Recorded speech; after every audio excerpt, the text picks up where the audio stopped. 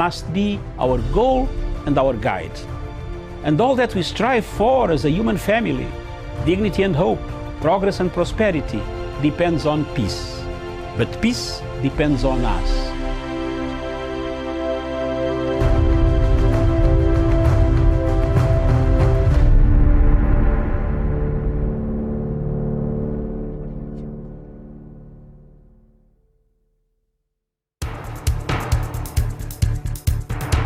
It is ridiculous and it is against the laws of nature that we can have somebody sitting pretty who takes home more money than the credible entrepreneur who is doing actual production of goods and services. We always say it as it is. It is only in this country that when a thief is arrested, you hear elders from their tribe saying, he is our son and he is our thief. If you are deviant and I call you leader, probably you are already a leader, but you are leading in the wrong direction. We want to see the role of the youth in the security, governance, and the development. The youth that I meet and work with here, you know, we call them the millennials and X's and Y's, this and that. They don't necessarily want to live like their fathers and grandfathers, do business like their fathers and grandfathers. They're more independent, they're better educated, and they're the ones that are making everything move in this region. We look at the issues, we talk about issues that impact people's lives in Africa.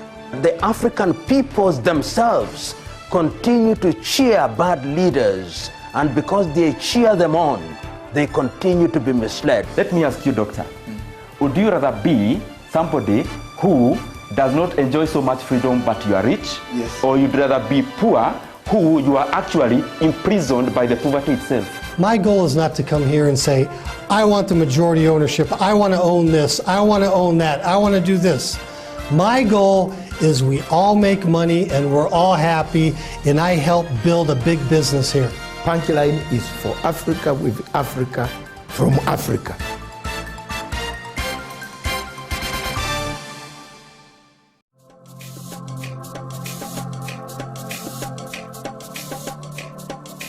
Way back in 1998, the late Secretary General of the United Nations, by name Kofi Annan,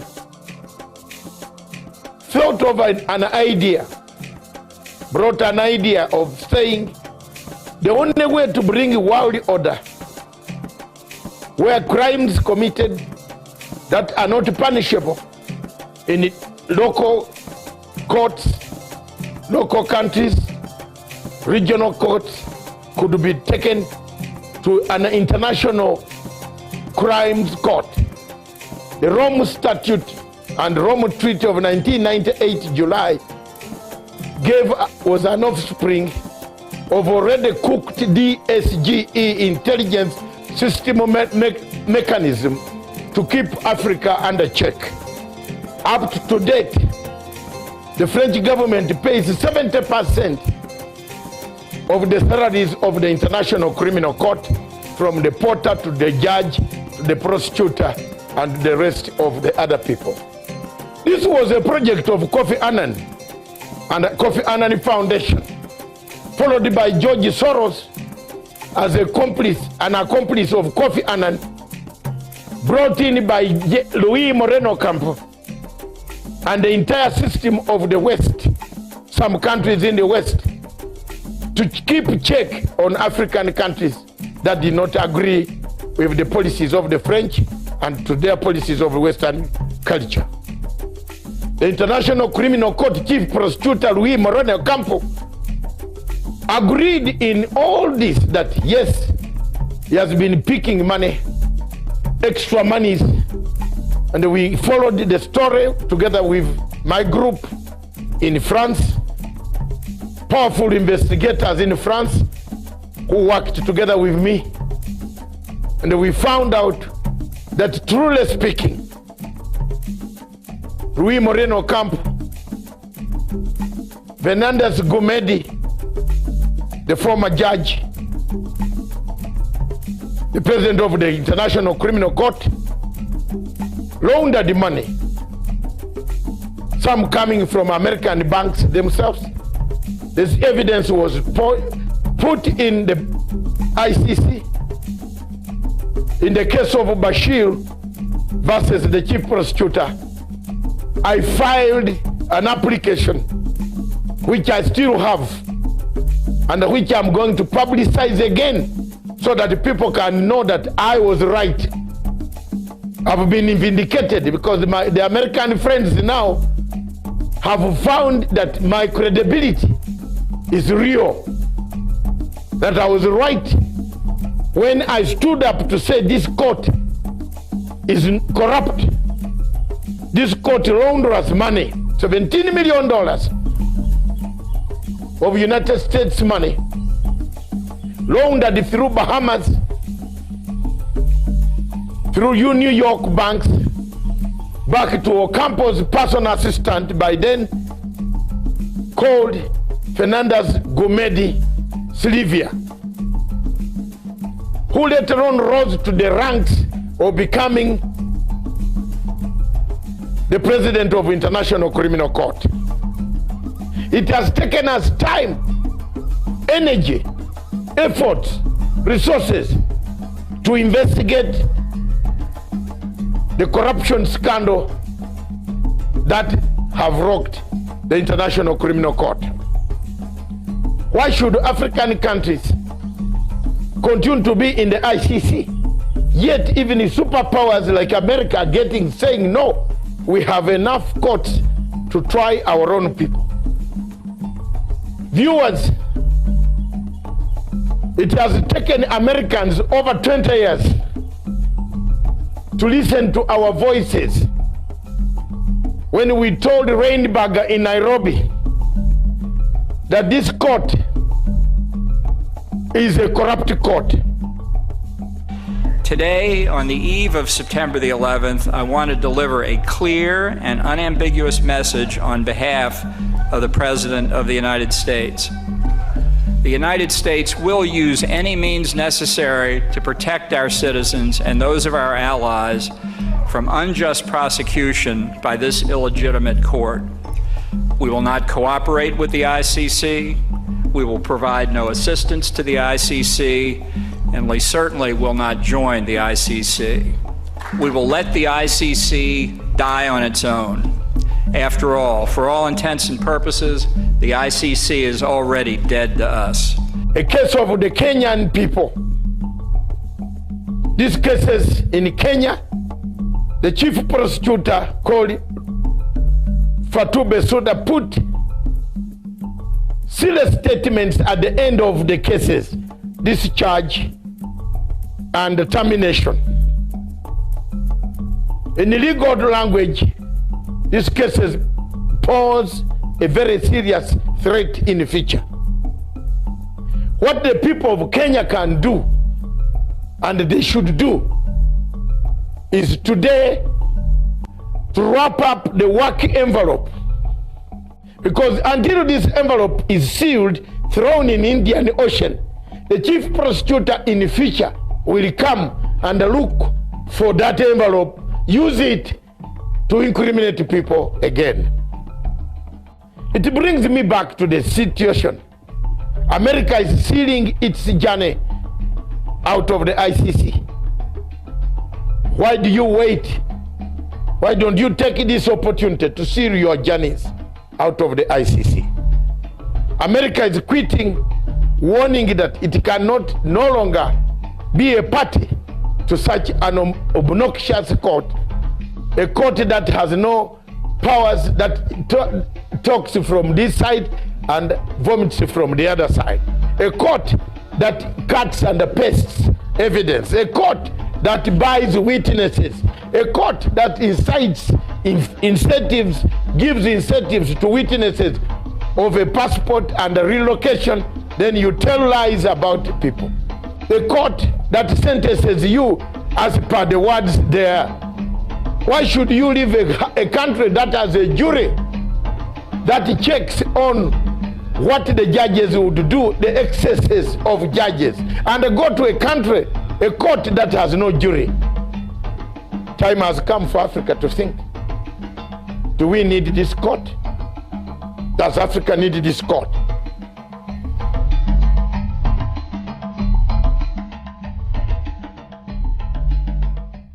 First of all, let me thank you. I've prepared 2 papers which I believe will be circulated because they'll not be projected. But if you can see, first of all, I want to agree with the Honorable Minister. I've done 2 pictorials. One of them is described as Africa at the dinner table. And if you look at Africa at the dinner table, Africa is on a plate and it is meat. And the diners at the dinner table are France, the United Kingdom, the United States, the European Union, the Chinese, and progressively the Arabs. And my second picture is the African hotspots. It's not visible from there. But if you look at Africa today and you make a clean sweep with your mind, there are different conflicts of different intensity in Somalia, in northern Mauritania, in northern Mali, in Central African Republic, Democratic Republic of Congo, Guinea-Bissau, in the Cameroons, in South Sudan, and one can go on and on. And there is a sense in which Africa has always been alive to the question of interference. I will refer this audience, particularly those who are starting, to take time and read the 32 odd speeches that were made in the month of May 1963 by the then heads of states and government of independent African states, the 32 of them. And there are 2 speeches that I want to isolate for this presentation. One was by David Dacko of Central African Republic. And in thanking Emperor Haile Selassie and Kwame Nkrumah on that day, he said that we must never forget that the colonial power has not left us. We must recognize that he did not go willingly. And if we don't check them, they'll come back again. And what would little Central African Republic do against them? Today, he is right. Today, if we remember the activities of France and how they propped up the regime of Jean Bedel Bokassa, he was right. Today, as the Honorable Minister has indicated, Africa remains the only continent in the world that is referred to in these terms, Anglophone, to mean that we are a sphere of our erstwhile colonizers. About 2 weeks ago, there was a meeting of the Commonwealth in London, England. And a friend of mine who is an Anglophile sent me the photograph very gleefully, saying this is a meeting of 53 equal states. I told him, no. If it was so, why is it that the leadership of the Commonwealth is hereditary rather than rotational? In other words, in the minds of the British, her former colonies are still under her tutelage.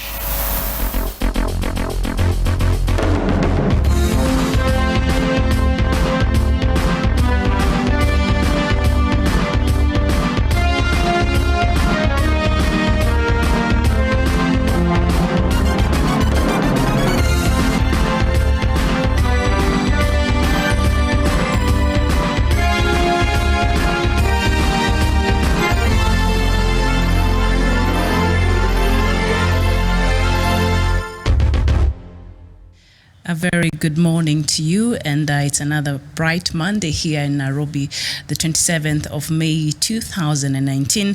Thank you so much for joining us. This is another edition of Good Morning Africa. My name is Miriam Agutu, and Dr. Matanga will be joining me later as we look at the rest of the topics we have for today, which is Uhuru legacy and development in Kenya. And of course, I'll take a look at what's making headlines in Africa this morning.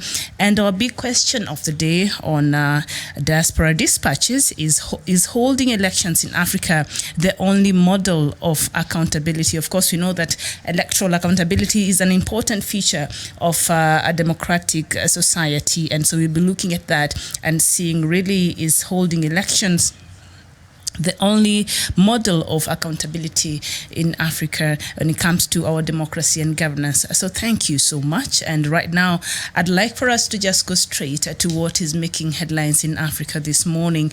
And I'd like for us to start with Malawi.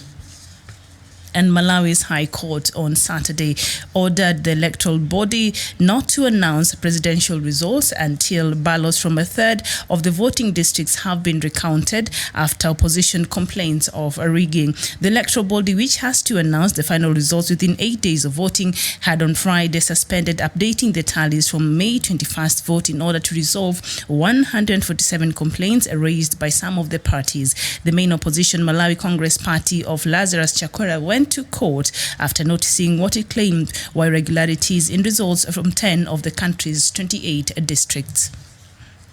And in Ethiopia, the former head of a notorious Ethiopian prison has been arrested and is expected to face trial. Hassan Ismail Ibrahim, also known as Hassan Daire, was arrested in the neighboring Somalia in a town where he had been hiding following a tip-off, and campaigners say inmates were routinely tortured at jail Ogaden, which he ran in Ethiopia's Somali region. Many prisoners were accused of being linked to the separatist Ogaden National Liberation Front, which signed a peace deal with Ethiopia's government in October. And in Somalia, South Africa's President Cyril Ramaphosa has signed into law long-delayed carbon tax in South Africa, not Somalia. And South Africa's President Cyril Ramaphosa has signed into law a long-delayed carbon tax which aims to lower the emissions of one of the continent's worst polluters. From the beginning of June, a tax of around $8 per ton of carbon dioxide will be levied, although due to tax breaks, the amount of money paid will often be far less. Environmental campaigners say the new tax will not enable South Africa to meet the emissions targets the country signed up for in the 2015 Paris Agreement. And in the Democratic Republic of Congo, a boat accident in the west of the country is feared to have killed at least 30 people, with many more reported missing. The mayor of the town of Inongo, Simon Mbo Wemba, said there were more than 350 people on board the vessel when it sank in bad weather last Saturday. About half are still unaccounted for. Many of those on board are thought to have been teachers who were traveling across Lake Mai and Dobe to collect their salaries. And in Burkina Faso, 4 people have been killed at a Catholic church in the north of Burkina Faso, the latest in a series of attacks the government blames an Islamist militant. A government minister told the BBC that 8 armed men targeted the church in the town of Toufé during the Sunday service. Earlier this month, gunmen killed 4 people taking part in a Catholic procession just days after a priest and 5 parishioners were shot dead in a church in the northern town of Dablo. And in Sudan, a Sudanese rebel leader has returned to the country after years in exile despite having been sentenced to death in absentia. Yasir Amman was convicted for involvement in the uprising that began in 2011 in the Blue Nile state. He is reported to have faced no problem from the authorities on his arrival. His return 6 weeks after President Omar al-Bashir was ousted from power, and observers speculate that he could take part in the peace talks. Mr. Amman joined the SPLM rebel group in the south of Sudan in the 1980s when it was fighting against the Khartoum government. After South Sudan seceded in 2011, he formed the SPLM-N rebel group, which kept fighting President Omar al-Bashir's troop in the Blue Nile state, forcing tens of thousands from their homes. And still in Sudan, Sudan's military chief currently ruling the nation met with Egyptian President Saturday on his first trip abroad since military assisted the public in the removal of former President Omar al-Bashir. There has been no information on Army Chief Abdel Fattah al-Burhan's meeting with President Abdel Fattah al-Sisi of Egypt, but Sudan's opposition and protest groups who have Egypt not to interfere in their politics are closely following the developments. So far, Al-Sisi has expressed his support to stabilizing Sudan.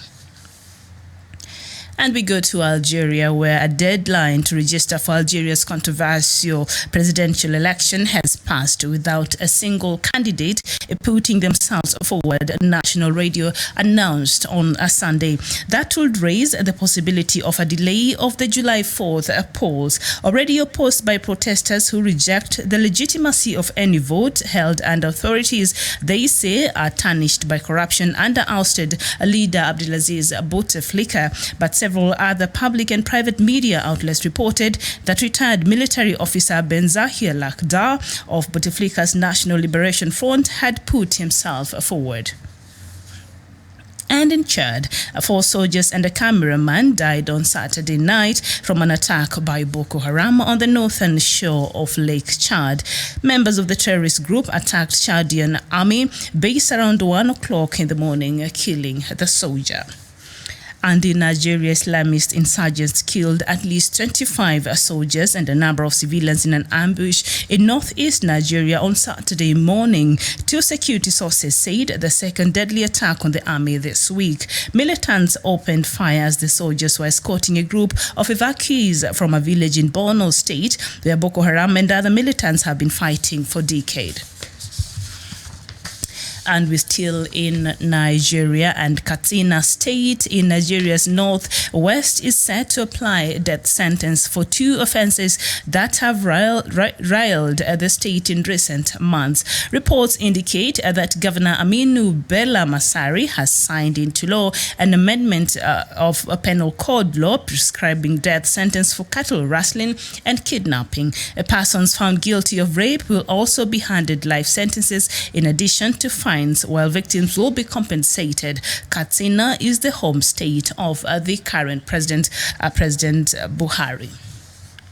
And in South Sudan, the National Pre-Transitional Period Committee, NPTC, has told peace delegates that it will no longer be responsible for the accommodation in the hotels in Juba. In a letter seen by iRadio, the body says it will cease paying for hotel bills starting today.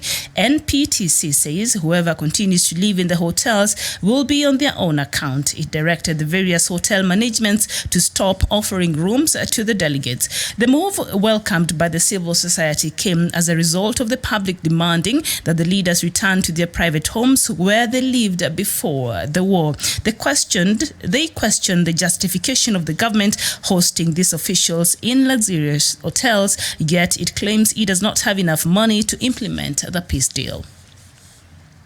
And still in South Sudan, governors representing the greater Upper Nile region have called for the review of oil contracts that were signed with oil companies before the independence of South Sudan. They say some of the agreements signed under the Sudanese government have not factored in environment and the welfare of the ordinary South Sudanese living around the oil fields. The governors were speaking at the week-long Greater Upper Lake Regional Conference on the National Dialogue in Juba.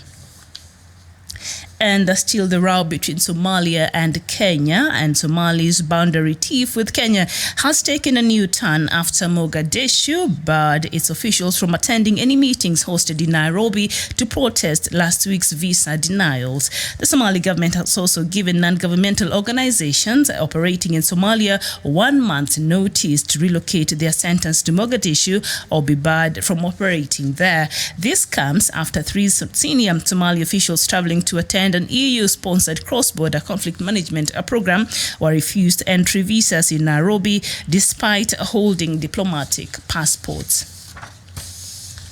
And in Uganda, the German government announced on Friday that it was withholding 400 billion Uganda shillings, which amount equates to about $106 million of the funds it had promised Kampala for refugee resettlement annually. The decision follows the United Kingdom's 2018 decision to suspend its funding for Kampala after a UN investigation of Uganda's refugee program found evidence of corruption involving millions of dollars. The scandal came to light when a whistleblower within the Ugandan government notified donors that large sums of money had been withdrawn from the account where it had been deposited.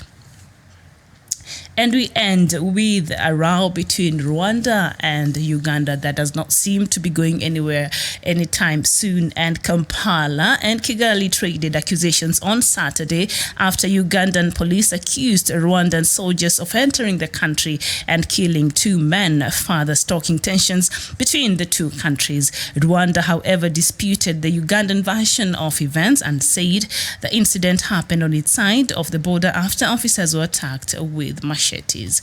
And that is the latest this morning in Africa. Thank you so much for joining us. And remember, Dr. Matanga will be joining us. We'll be looking at, among other things, is holding elections in Africa the only model for accountability. Remember, electoral accountability is very important in any democratic society that is forward-thinking. And democracy and good governance have been, matters of contention when it comes to the leadership of a lot of African states. So this is something that we'll be looking at when Dr. Matsanga joins me. Very interesting news coming across different countries in Africa this morning, and I just want to acknowledge a few of you who are watching this morning. And I'm looking for the first person. Yes, Bismarck Bura, thank you so much for joining. Onyi, you're saying you're watching from Israel. Ogei Guacham, you're watching from Brazil. Guacham.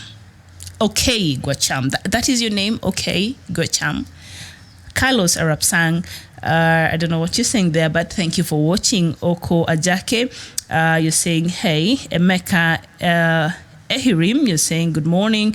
And Onyi, good morning to you too. Okay, Hope, good morning to you too. Ogebe Omot Ochan, you're saying Guten Morgen, indeed, Guten Morgen to you, wherever you're watching. Either you're watching from Germany. And Teacher Tia, you're saying Sudan, my beloved country, only God knows. Yes, indeed. Very interesting developments from Sudan and also South Sudan this morning. We'll go through them just in a bit. I hope you're still watching. Godson Okechuku, you're saying you're watching from Indonesia. Daniel Kimani, very good morning to you. Thank you for watching. And also Morris, good morning to you. Thank you. Joseph Oji, good morning. Hey, good morning. And Abraham Chol Lual Deng, good morning to you indeed. Thank you so much for watching and tuning in this morning. Very interesting news happened over the weekend, and I had a lot in store. I think I've read so much news that I've not read that normally in the course of the week it dawns. And since yesterday we did not have a show, so I had a lot to make you up to date, to make sure that you're up to date. And Malawi, very interesting developments. Malawians went to the elections last Tuesday, that is nearly a week ago, and now what is happening is that the Malawi's High Court on Saturday ordered the Electoral Board not to announce presidential results until ballots from a third of the voting districts had been recounted after opposition complaints of rigging. All right. Now, the electoral body, which has to announce the final results within 8 days of voting, had on Friday suspended updating the tallies from the May 21st vote in order to resolve 147 complaints raised by some of the parties. Remember, when we left here on Friday, the latest was the incumbent President Peter Mutharika was leading, and I think the Electoral Commission had said they had received about 75% of the votes that have been had been cast on the election day. So they had tallied about the 75% of the voting, and so very few of them had remained, about 25%, and they were not going to make a lot of difference in regards to impact the outcome of the whole election. And so far, by Friday, President Peter Mutharika was leading by, a total of 40% of the votes that had already been tallied so far by Friday. And his closest rival, the opposition leader Lazarus Chakwera, had come in second with 30%, and his former deputy, who was also running for this presidency, was coming a distant third at 18%. That was on Friday. Now on Saturday, the main opposition of Malawi Congress Party, that is Mr. Lazarus Chakwera, went to the High Court to contest some of the results that were streaming in. Remember, for the first time, Malawians were holding the elections through an electronic system. So it was the first time. We had ours first year in 2013, I think, and what happened. So it was marred with a lot of irregularities. So the main opposition leader went to the High Court of Malawi to challenge the validity of some of the results they were receiving. Especially, he claimed there were a lot of irregularities in the results of 10 of the country's 28 districts. 10 of the 28 districts. So that is a bigger number that, and I think he was able to prove his claims. And so the High Court of Malawi suspended the official announcement of the presidential results until ballots from a third of the voting districts have been recounted. So the High Court ordered for a recount of these ballots, of these votes, after, of course, opposition complained of her rigging. And then, of course, today, this, we'll talk about this in our Diaspora Dispatches topic, electoral accountability, and let me just look at that. Is holding elections in Africa the only model of accountability for the citizens of Africa? And when you read such news like what is coming from Malawi, a week later, elections and the results have to be challenged in court because the electoral body was not able to do its work properly. It seemed it was compromised. And so you wonder, when will we ever get it right in Africa? But again, when you look at the cases like in South Africa, which of course President Cyril Ramaphosa got to be inaugurated on Saturday. And of course, there's some news there I've read on the changes that, he's hit the ground running. In South Africa, it worked very well. So even as we grapple with bad elections in so many other African countries, there is hope. Like, say, in South Africa, elections happened and people moved on. So what is it that a lot of these countries do that is wrong when it comes to holding elections in Africa? Why is it so difficult to get it right? I think because most of the times the electoral body is normally compromised, or the systems in the electoral system is normally very compromised. That seems to be the reason why, and other, of course, determining factors. Nicolo Ewanwell, good morning to you, and thank you very much for watching. Abraham Chol Luangdeng, you're saying you're welcome. By the way, you're watching from Australia. Oh yeah, that is good evening to you. All right, good evening, good afternoon, depending on where you're watching me this morning. Here in Nairobi, it is about 34 minutes past 11 a.m. So yes, and Manut Thong Biek. Did I say your name right? You're saying you're watching from Canada. And Kimani Wadhuo, thank you so much for tuning in. You're watching all the way from Naivasha, Kenya. Kimani, I don't know what's your take on the current political situation in the country. We are in a campaign mode.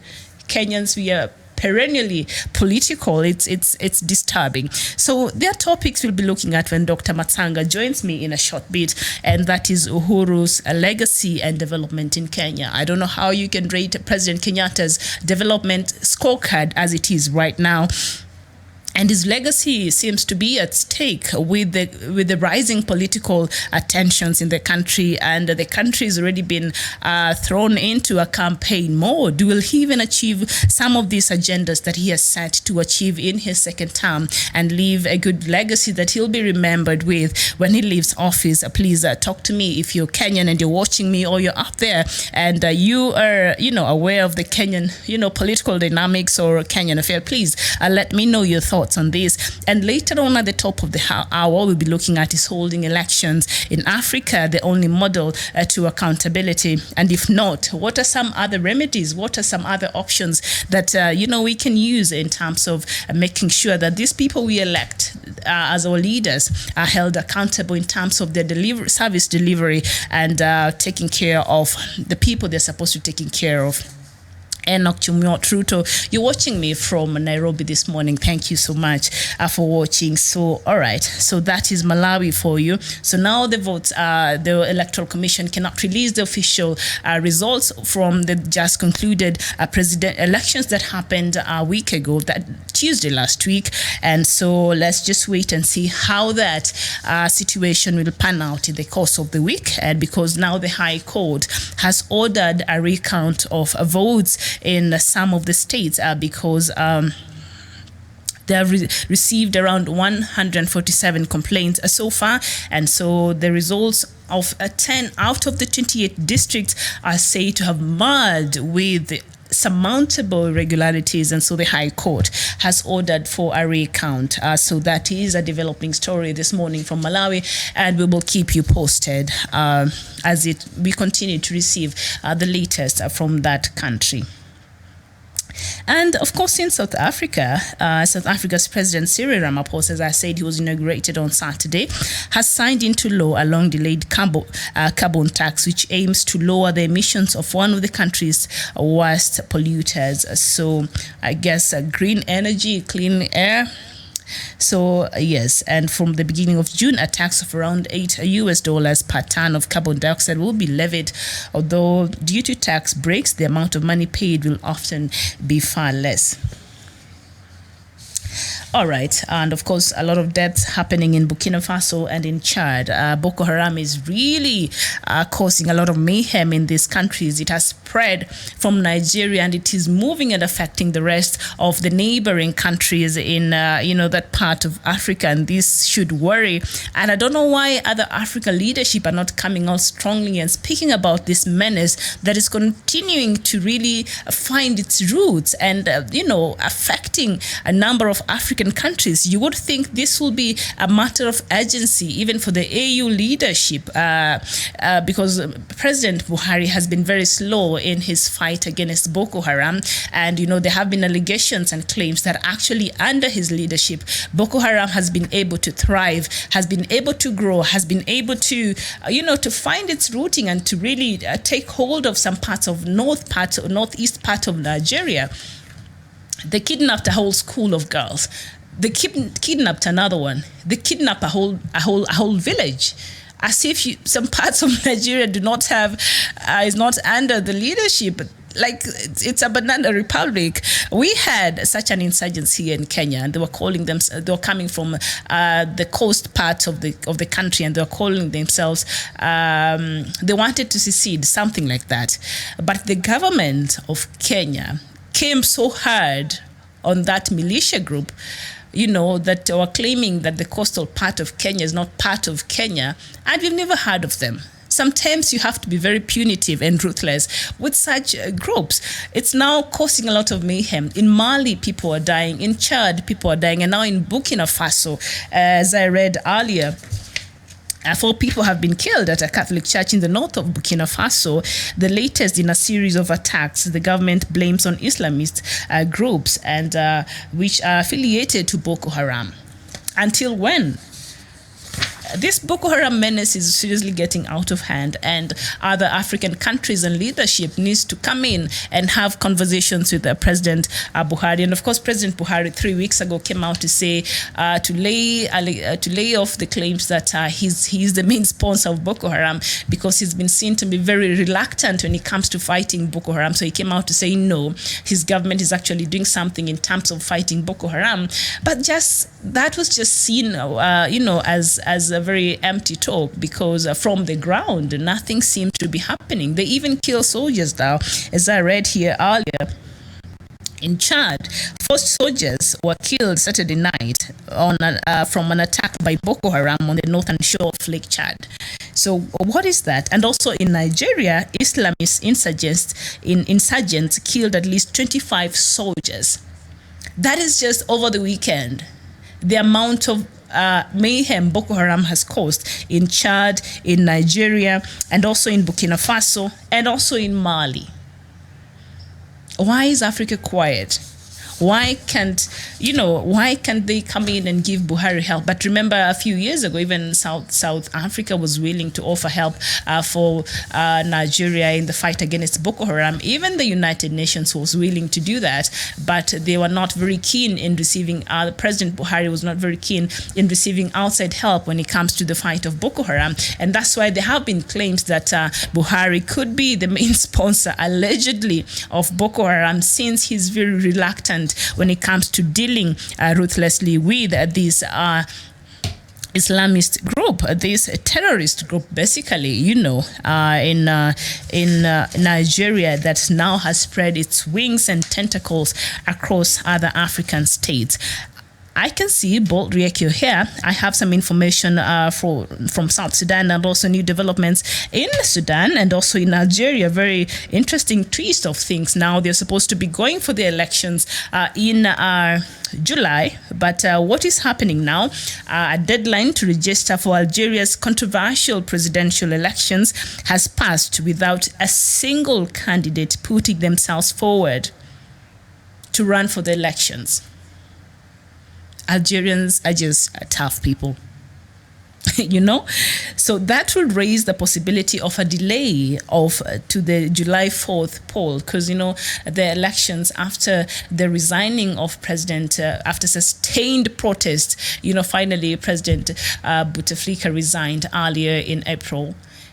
And so you would think Algerians got what they wanted, but they're not happy, especially with the people who are in charge of the electoral body, in charge of some of the major institutions and important institutions in Algeria. So they're saying as long as those older people who are part of Bouteflika's administrations are the ones who will be responsible for the elections that was scheduled to happen on July 4th, they're not willing to participate in those elections. And so, the deadline to register has passed. No candidate came forward, to want to run for the elections. But several other public and private media outlets, however, have reported that retired military officer Benzahir Lakhdar, who's affiliated with Bouteflika's National Liberation Front, actually put himself forward, but he was the only candidate. And who's going to vote for him when Algerians don't want anything that is affiliated, that smells like, looks like, was part of, Bouteflika's administration? So he put himself forward, but I think he's a non-issue, so nobody's even talking about it. So Algerians are still in the streets. The poll might not happen, the elections might not happen on July 4th as they were scheduled 2 months ago, about over a month ago. So I don't know how this will play out. It's a stalemate now, and it is a stalemate in Sudan. This morning, as the very important happenings over the weekend, and a Sudanese rebel leader has returned to the country after years in exile despite having been sentenced in absentia. Yassir Arman was convicted for involvement in an uprising that began in 2011 in Blue Nile State. Now, he is reported to have faced no problem from the authorities on his arrival. That means the Sudan authority right now is okay with him. Remember, he was sentenced to death in absentia during the reign of ex-President Omar al-Bashir.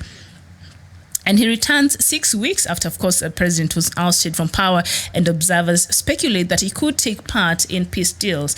Now, Mr. Aman joined the SPLM rebel group in south of Sudan in the 1980s when it was fighting against the Khartoum government then. And after South Sudan seceded in 2011, he formed the SPLM-N rebel group, which kept fighting President Omar al-Bashir's troops in Blue Nile State, forcing tens of thousands from their homes. So I don't know if Yassir Arman coming back to Sudan is going to be a game changer in regards to the current peace talks that have been, on a stalemate as it is. The military council is not agreeing with the other side, and the way forward, it's been very difficult for them to find a way forward. Yes, Bol Riek, you're saying you're watching from Nairobi. Thank you so much for watching, Bol Riek. Which part of Nairobi? Abraham Cho, you're saying that is some sad news indeed. The mayhem and the havoc that Boko Haram is causing in these African countries is I do not understand why African leadership has not talked about this, and I don't understand why the EU has not taken measures to stop it already. You know, because they have the mandate. When it was the Organization of African Unity, the OAU, it was restricted, you know, in interfering in some of these cases in the different countries. But now after the relaunch and it became the AU, actually it has a mandate to intervene in some of these countries under humanitarian grounds. So the AU has a mandate and they can actually intervene in this menace that is continuing to happen, that is finding roots and gaining ground every single day. And not just in Nigeria, we've seen in so many, about 3-4 African countries over the weekend suffered, you know, what has become and is growing to becoming one of the most deadliest, you know, groups in this continent. And who knows, others were found in the DRC last week, the Democratic Republic of Congo. So it's spreading, not just that part of Africa, it's spreading across Africa. And so this is a matter that needs urgent attention from the AU and from African leadership, and other heads of state should talk about it and should have meetings with the leadership of Nigeria and these other countries that have been affected and see how they can actually curb this menace that is Boko Haram. And Bol Riek, you're saying, I'm a little bit confused when people use the term banana republic in referring to failed state or a nation with weak institutions. Okay, banana republic, I guess, is a state where anything goes. Manuela Kur Asubuhi, Miriam, you say good morning. Habari asubuhi. I think you meant to say that. Good morning to you. And you're saying you're watching from Estonia. Oh, all right. Good morning. And Algeria failure for candidates to declare their candidates is also a delayed tactic for people to show their leader. Okay. Choisir, you're saying you're watching from Ground Zero in southern Cameroon, that is in Ambazonia, the Anglophone region of southern Cameroon. Okay, and so of course, Sudan's military chief council, currently ruling the nation, met with the Egyptian president on Saturday on his first trip abroad since military assisted the public in removing President Bashir. There's no information on Army Chief Abdel Fattah al-Burhan meeting with President Abdel Fattah al-Sisi. There's no information that has been given out to the public in regards to the meeting that happened between the Sudan's chief military chief who met with Egyptian President al-Sisi over the weekend. No details of the meeting were given out to the public. And so Sudan's opposition now and protest groups have warned Egypt not to interfere in Sudan's politics, and they're saying they're really following these developments very, very keenly and closely. And so they're telling Egypt to stay away from Sudan's politics. And so far, al-Sisi has expressed his support to stabilizing Sudan. Now let's go to South Sudan. And of course, over the weekend, Ugik Ayik, good morning. Over the weekend, the National Pre-Transitional Period Committee, NPTC, has told peace delegates that it will no longer be responsible for the accommodations in the hotels in Juba. In a letter seen by the Radio, the body says it will cease paying for hotel bills starting today on Monday. And MPTC says whoever continues to live in the hotels will be on their own account. It directed the various hotel managements to stop offering rooms to the delegates. The move, welcomed by the civil society, came as a result of the public demanding that the leaders return to their private homes where they lived before the war. They questioned the justification of the government hosting these officials in luxurious hotels, yet it claims that it does not have enough money to implement the peace process. Now, the irony of it all, You know, South Sudan matters is something we keep talking about here every day, because there are always new developments, and now the newest one and the current one over the weekend. The NPTC, the National Pre-Transitional Period Committee that is working on the peace deal, the members that are part of this peace deal, the committee, apparently they have been living and staying in some of the best hotels in Juba under the taxpayers. The taxpayers was footing their bills. You live in Juba. Why do you need to go stay in a hotel? It's like some of our governors here. You'll find a governor in, say, not in Nairobi, but say in Kisumu. They live in Kisumu, but they do not want to commute from their homes to the office in the morning. So they go staying at a hotel, and the taxpayers get to foot that bill. And the drive from their homes to their offices is probably 20 to 25 minutes. You wonder even the logics that goes through such leadership and what kind of thinking is that? And so the committee told its delegates that no, we no longer are going to take care of you. And if you continue to stay in the hotels in Juba starting today, you will foot your own bills. And so, of course, the civil society, welcomed this move. And this came as a result. The public was demanding, that the leaders return to their private homes where they were staying. Let them experience the same insecurities the South Sudanese are experiencing,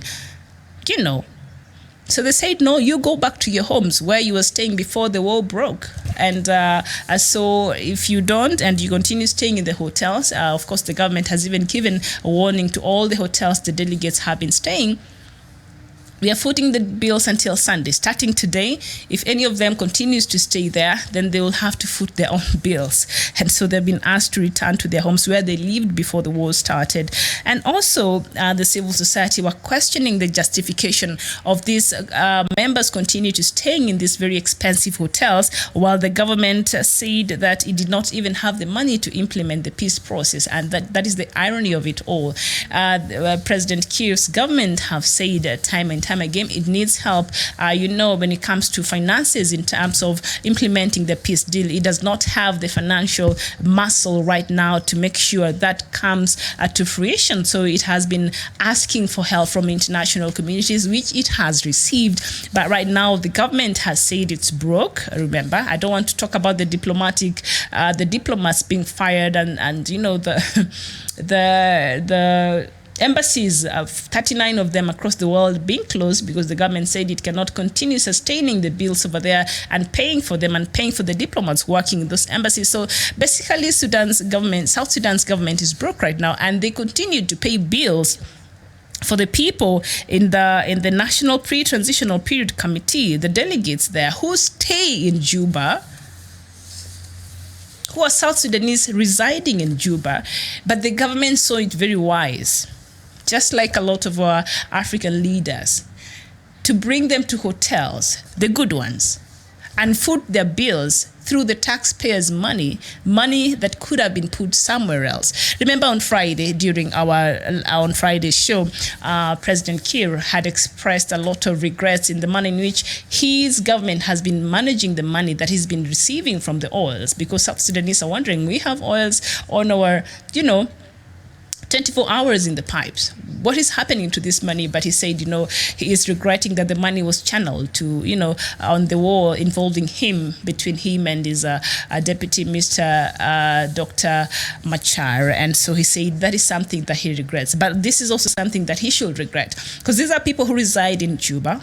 Why do you find the need to pay for their hotel accommodation to attend the peace talks, while the only thing probably they could have been given is maybe a fuel allowance or something, for going and come? And if you're working for the good of your country, if it's really what mattered is the better good of South Sudan, there are things that shouldn't even factor. So the fact that they were staying in the best hotels in Juba and the taxpayer got to foot those bills, that tells you where our priorities are as Africans and the things that we tolerate as citizens of this country. And we don't get to speak out. And so these people think that they can just get away with a lot of these things that they do. That is not okay. All right. And Bismarck Bura, you're saying Boko Haram is an international terrorist organization that needs international response, similar to the response that nullified Islamic State, a terrorist organization in the Middle East. Thank you so much for your sentiments this morning. Kimani Wadhuo, you're saying Uhuru's government has lost a lot of goodwill from its populace, mainly because of its economic agendas, has had devastating impact on the commoners. Corruption seems to have been normalized, and only a few people close to power are benefiting. If opinion polls are to be held today, Uhuru's government will be lucky to score 40% in its popularity. And you know, Kimani Wathu, I think your sentiments are shared with a lot of Kenyans. They're feeling the president might be doing something, but it's not really enough. And corruption seems to have been the driving factor in it has dominated, especially his second term in office now. He has to fight corruption. He has to build affordable houses. You wonder if he'll be able to achieve some of these things. But of course, corruption has been an overriding factor, especially in President Uhuru Kenyatta's second term of office. And so, all right, okay.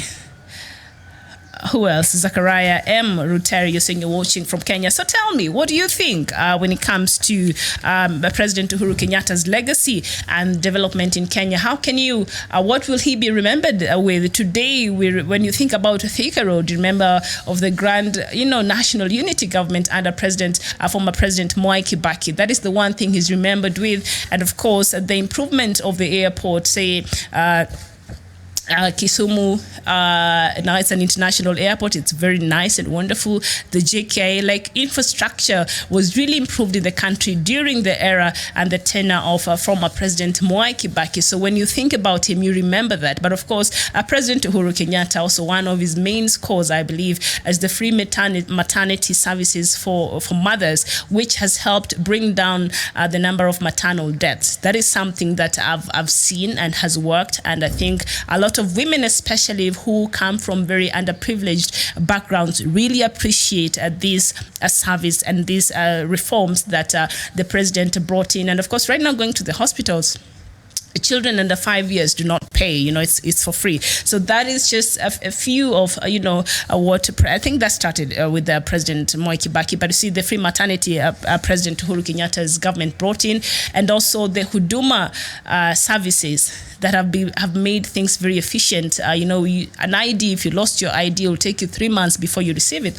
Mine was pickpocketed. My purse was pickpocketed in town 2 years ago, and I went to get another ID, and it only took 2 weeks. So I think that is also something that he can be remembered with. But outside of that, what else will President Uhuru Kenyatta be remembered with, and what are some of the developments that he has done in this country, and what will be his legacy really, and is his 4 agendas even the big 4 agendas, even will he be able to realize some of this before he leaves office? So this is a conversation that I'll be having when Dr. Matsanga joins me on set, and also is holding elections in Africa, the only model of accountability. And of course, this morning, I brought you the latest in what is happening in Malawi and the elections they had a week ago. And right now, the High Court has halted the process of the Electoral Commission announcing the official results, and they've said there needs to be a recount in some of those districts because there was a lot of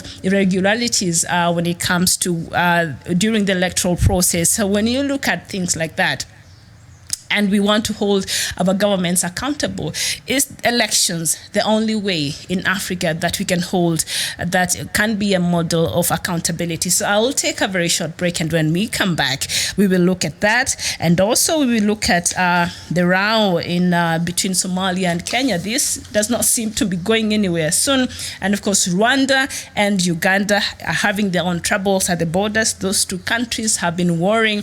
They have a lot of mistrust between each other, and so that is something that we'll be looking at when Dr. Matsanga joins me on set. So I'll take a very short break. Please don't go too far. Keep writing to us and talk to me, even as you comment on today's topics. I'll be reading your comments when I return from the break, so please don't go too far. Good morning, Africa. We'll be right back. To be here today to participate with my brothers and sisters in this very important forum when we are reflecting and thinking about our country. When we are thinking about our country, we are thinking about ourselves, our people at home, and the generations to come. Mine is to assure you that we are doing our best as far as investigations are concerned. But at the same time, we do have quite a number of challenges, though they have not reached a point of dispiriting us, or rather demotivating us. We are trying to say that I wish everybody in this war of corruption may come on board. One thing I can say is, even before we go for some investigations outside there, some of the frustrations which really pull us down is some of the strange orders that we receive. Other than even starting the investigation, we are stopped even before you record a statement from somebody who you know very well are stolen from Kenyans. You know very well, and all Kenyans know, we are pursuing this person, and it's not something we're imagining. We all know, and we cannot lie to ourselves, surely, and everything can show, but we are stopped even before questioning that person. And when we receive some of those orders, like another one which I received just the other day, I was not even at the stage of even pursuing that person whatsoever. Then when the orders came, I read them very well. Do not use the door to go and arrest Mr. Hay. Then I said, okay, why is this preemptive? Then I said, fine, I consulted my regular advisors, they are here. And then I said, no, through my information, there is a window. If I cannot use the door to go and take Mr. Hay, then I'm going to use the window. And once I get through the window, I get a smoking gun, which is killing us. Just smoking, just immediately from murdering us Kenyans. When you steal from us, the hospital money, loans money, development fund for this country, what do you think you are? You are not better than that terrorist you are battering there in the Dusit and other areas. Then, immediately, faithfully carrying our smoking gun, then what happened? We are told, don't dare, don't even bring this smoking gun here. Don't even touch that person. We are bad. Please listen to me. I have it here. Why don't you give me 10 minutes even to demonstrate I'm not malicious? Surely this is what I have. Then if I am, prove me within these 10 minutes. Nobody is ready to listen to us. What I can say is, thank you for prayers and support from Kenyans. I know very well that issue of mafia in Italy. It was completely almost replica, the capture of the mafia. The way the war was won, and the people's cry, they were wiped dry their tears. It was through the corrective working and bravery of their police, prosecution, and judiciary. When most of them they are on BCD, and then the police said, no, enough is enough. Our people have cried enough. Let's go to fight for our people. In as much some of them were still with the mafia, it was massacre. They said it's okay, let's die, but for the world cause of our people. The prosecution came on board and said, no, equally we hear the cry of our people. Let's join the war. They joined the police, the prosecutors. Then the judiciary came and said, no, then we shall not be left. They came on board. The war was won for their people, ultimately. We can say, equally in Kenya, we can take the cry of our Kenyans and say, this greed, these millions we are stealing every day, start them in bank, there are papers, we shall read them in this world. Let us say, what is enough for us is what God has given us. And the moment we say collectively, we are going to fight this war together, I can for sure tell you, this country is beautiful, it has plenty for each and every one of us. And I can for sure we shall have peace of mind. And even during our last days when they do come, even that billionaire and all that, you will be smiling, knowing if there is heaven, me I'm a Christian, I believe there is one. At least then have a space after the one hereafter. So that one is to say, continue supporting us, praying for us. We shall do our level best, and we shall give all that we have for the sake of our motherland. Thank you. We call for a non-violent revolution. We call for a non-violent protest. We call for a non-violent march. This is what we are demonstrating to the world, and we have resisted Mr. Biya's army of occupation in our land, but this is a moment that we must continue to stand firm. Of this nation. Along with many other Cameroonians, many of you, as far back as the early 90s, and more frequently lately, I have insisted upon the imperative nature of genuine dialogue.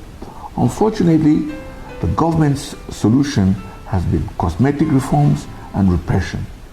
Teachers, lawyers who raised legitimate concerns were either arrested or forced into exile. Doctors, important people in our society who asked for genuine dialogue, were met with punitive transfers and humiliation. It is regrettable that the government hasn't learned from the past. We are ambassadors. We don't need anything again. The only solution to the matter is let the government solve this problem by giving our independent freedom. We have a territory of our own. We recognize international boundaries.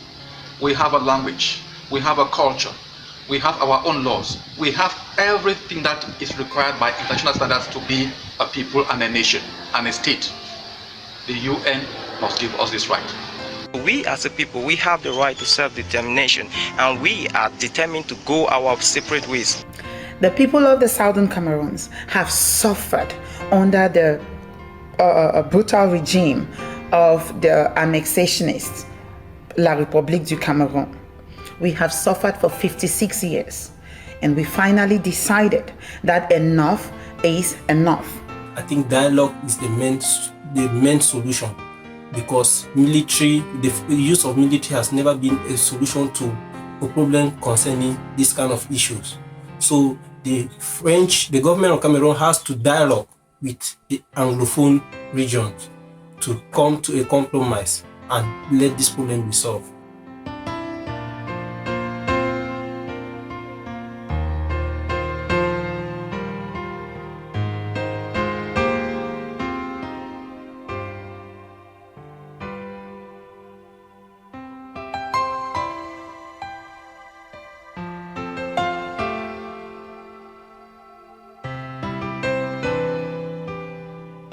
Now, we want to inform the whole world that the Southern Cameroonian prisoners of conscience in the jails of Yaoundé are on the second day of their declared hunger strike.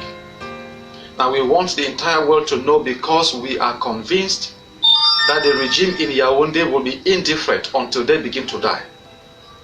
While we encourage our brothers in this process, we also call on Southern Cameroonians to join them in a fasting, so that the whole world may know that we are a determined people. Self-determination cannot be effective without self-defense.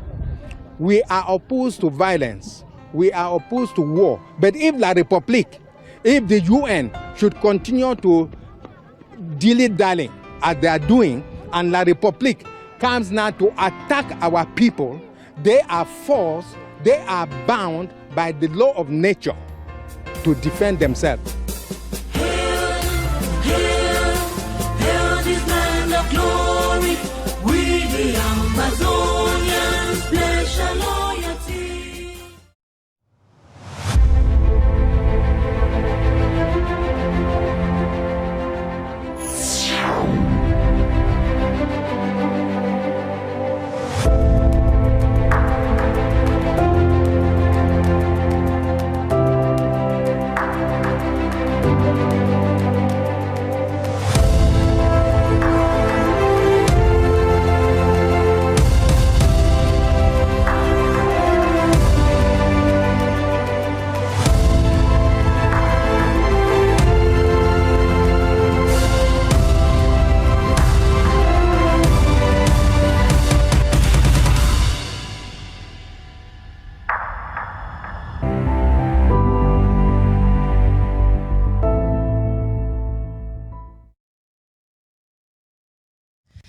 Welcome back. This is Good Morning Africa, and thank you so much for tuning in.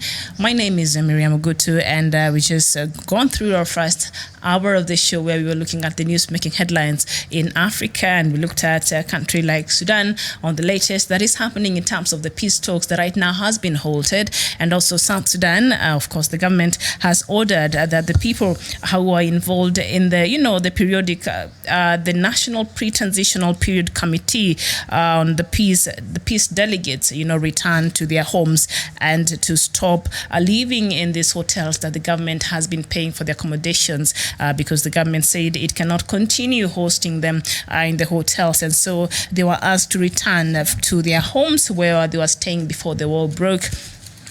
Even as the peace talks in South Sudan continues, and the peace in Sudan has stalled. The military side and the other side of the protesters and activists, they seem not to be agreeing. And also the latest from Biafra land is Nnamdi Kanu, the leader of the IPOB group, has arrived in the USA over the weekend, where he is meant to celebrate the Biafra Heroes Day that is scheduled to happen on the 30th day.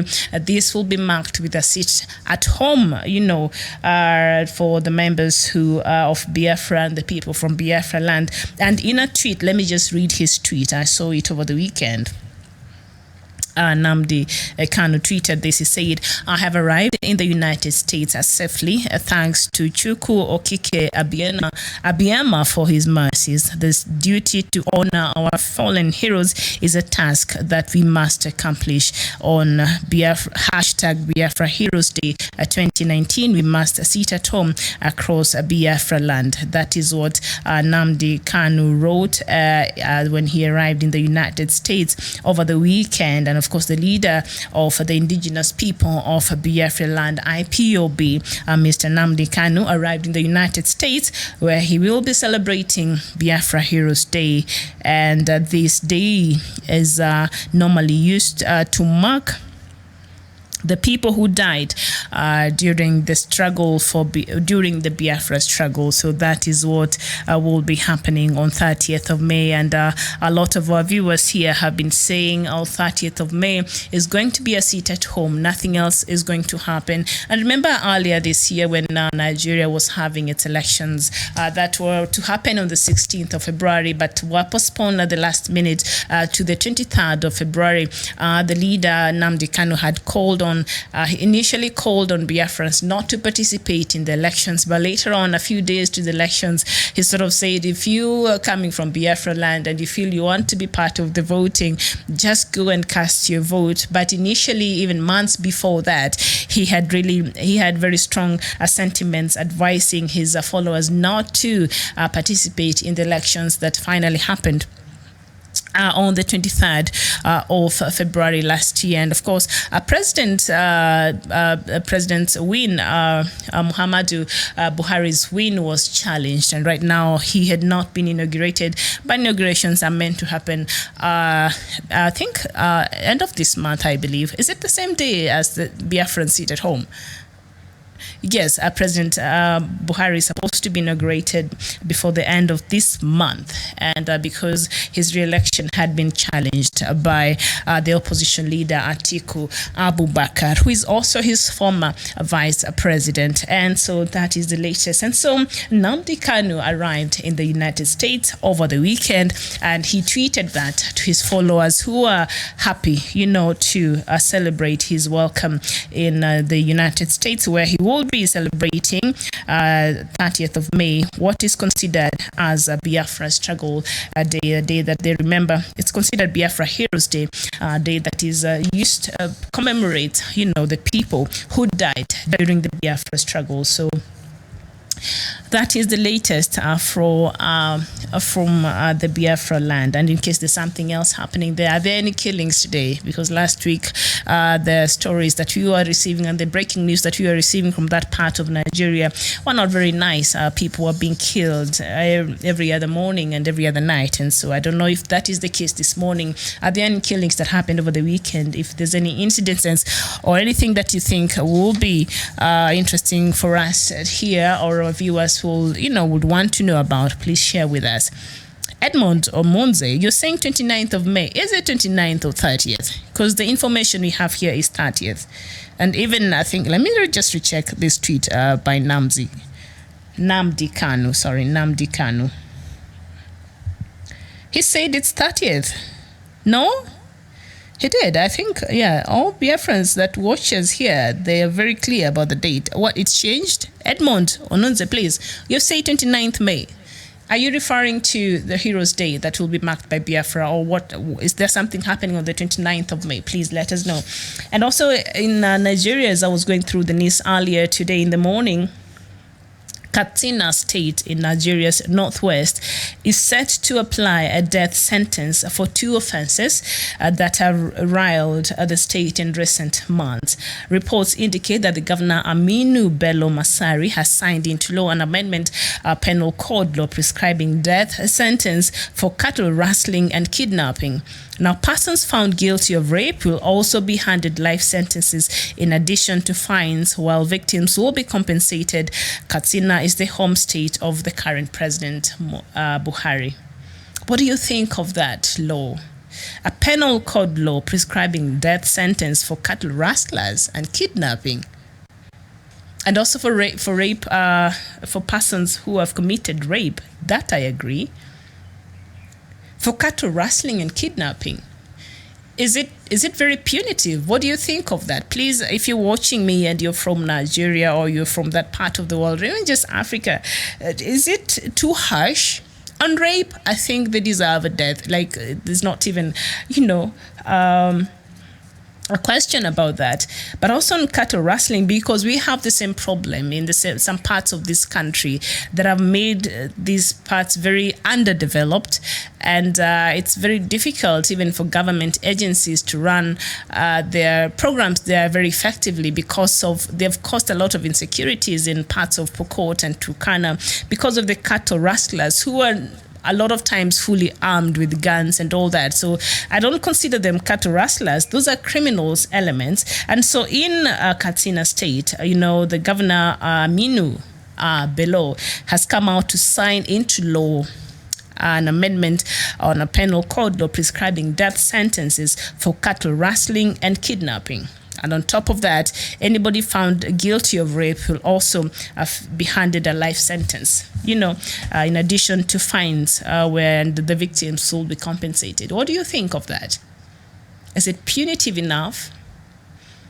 Does cattle rustling and kidnapping, require such a punitive law? Please let me know what you think. Ogebe Omoto Chanyo saying this is a great move by South Sudan government to remove rebels from hotels accommodation. Oh, those are rebels. Okay, and how long have they been accommodated? They're saying since the breaking of the war in 2013. So the government of President Salva Kiir has been paying the bills for this. And then you wonder where the oil money is going. Now you see what the money has been doing. And remember last week, President Kiir came out to regret the misappropriation of funds, that was going to take care of the war. I think this is part of dealing with the results of the war, between him and his deputy Riek Machar. He has been paying for the accommodation of these delegates in the most luxurious hotels in Juba, and now the government cannot continue paying for that because it cannot afford, and so it has asked these delegates to go back to their homes where they were residing in Juba before the war broke. And I support this move, and of course the civil society has come out to laud this move by President Salva Kiir. And so yes, thank you so much, Ogebe Omot Ochan, for your contribution this morning. And the teacher Deter, you're saying Punchline Africa News with no executive, it is what it is. Okay, with no executive, it is what it is. Where are you? Do you mean in Nigeria or in South Sudan? Please clarify that for me. Bismarck Bura, life is sacrosanct, and there is no amount of offense that will be punishable by death. All right, your sentiment there, I think that is in regards to Katsina State's governor signing into law and amending the penal code, a law prescribing death for cattle rustling and kidnapping. Anybody who does commit these offenses, they'll be meted by death. And also any persons found guilty of rape will also be handed a life sentence. So that is the latest from Nigeria, and specifically Katsina State in Nigeria. And this is where President Muhammadu Buhari hails from. This is his state. Yes, that is what is happening. And also, of course, as I said earlier, Nnamdi Kanu, the leader of IPOB, Biafra, is in the United States, and he's gearing up to celebrate Biafra Heroes Day that is scheduled to take place on the 30th of May, just a few days from now. And this day they used to commemorate the people who died at the start of Biafra's struggle. And Biafrans across the world will be commemorating this day by what they're calling a seat at home. So I guess they'll not be going to work or be involved in anything that day. They'll be having a seat at home. So I'm waiting for Dr. Matsanga. When he joins, we'll be looking at is holding elections in Africa the only model for accountability. Remember, as I said earlier, electoral accountability is an important feature of any democratic society and any forward-thinking society, not just in Africa but across the world.